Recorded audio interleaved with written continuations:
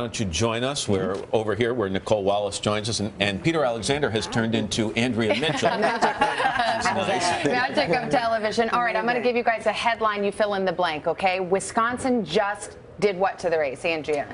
Made it much more likely there's going to be a contested convention on the Republican side, on the Democratic side. You are going to have a just bruising fight over her trustworthiness. Sanders going to keep coming at her. Nicolle? Wisconsin just delivered Donald Trump an epic blow, the first one that he's really had to absorb since launching his campaign in June. And when we talked about this yesterday, the big question was, okay, what would he do? How would he react? Will he be graceful in defeat and pivot? And the answer was, Nicolle. the battle between Chuck and Nicolle. Well, Yeah, what do we say? Nicolle said people change, Chuck said they don't. Well, and last night, Donald Trump puts out this vitriolic statement that we know how he does this. He dictates this stuff of what he wants to say. Immediately refers to Ted Cruz as Lion Ted Cruz, accuses the party essentially of being in cahoots with everybody to take it away from him. He is, the only way he becomes the nominee is if he makes nice with party bosses. And what does he do? He completely insults them and insinuates that they are trying to steal it from Nicolle, him. not to steal your thunder here, if you're Donald Trump and you've gotten to this lead in the delegates, you think you got there by being Donald Trump. And that is the internal divide in the very small circle of people around him, that when they go to him and say, and there are people close to him that would like to see him be more presidential, that would like to see him do more things like the APEC speech where he read from a teleprompter, or some of his events where he stood in front of all of the flags at Mar-a-Lago. They would like to see more of that, Donald. And I think the pushback and the people that enable the behavior that's more bellicose, if you will, are the people that listen to Donald, who says, I got this far by being me.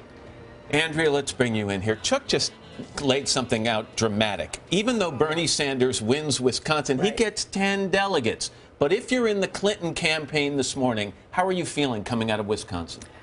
You should not be feeling as good as they probably are feeling, because he is just hammering away at her trustworthiness. If you look at those exit polls, she has got a real problem going forward. She's going to be a bruised nominee, and she has to figure out how to get rid of Sanders, and now she can't.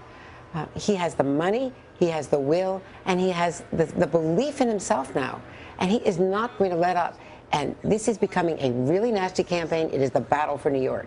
If she wins big in New York, maybe he rethinks it, but he now believes that he can persuade the superdelegates and even the pledge delegates that she is so damaged she should not be the front runner. Chuck, was this a big night last night for Ted Cruz or for the Stop Trump forces? Because I see a lot of northeastern states that wouldn't typically be Cruz country. I think this was a big one for the Stop Trump forces. I mean, it was interesting. Lindsey Graham is probably the best perspective. He puts out a tweet that says, congratulations, Ted Cruz, we've done it. We are going to be able to deny Donald Trump a majority at the convention. It wasn't, congratulations, Ted Cruz, you're on your way to becoming the next president of the United States. No, there is a, and that's what I think you're going to see in the next few days. I think a whole bunch of Stop Trump, Never Trump people come out of the closet. There's ones that have been quiet about it, and that's what this Wisconsin loss for Trump could mean on that front. Give you the last word here. You know what surprised me? A number in the exit polling that only 32% of people in Wisconsin consider themselves very angry at Washington. Those numbers have to be higher for Donald Trump to win. They have to be higher for Bernie. They have to be higher for Donald Trump. But I think what's so interesting about last night, and Lindsey Graham is always a great vessel into this because he lets it all hang out. He came and sat with us and said that it is more important to maintain the principles and the dignity and the honor of the conservative movement with someone like Ted Cruz, who he acknowledged may lose in November, than to roll the dice with someone like Donald Trump, who on matters of national security is too big of a risk for the party and the country. You didn't do the bumper sticker.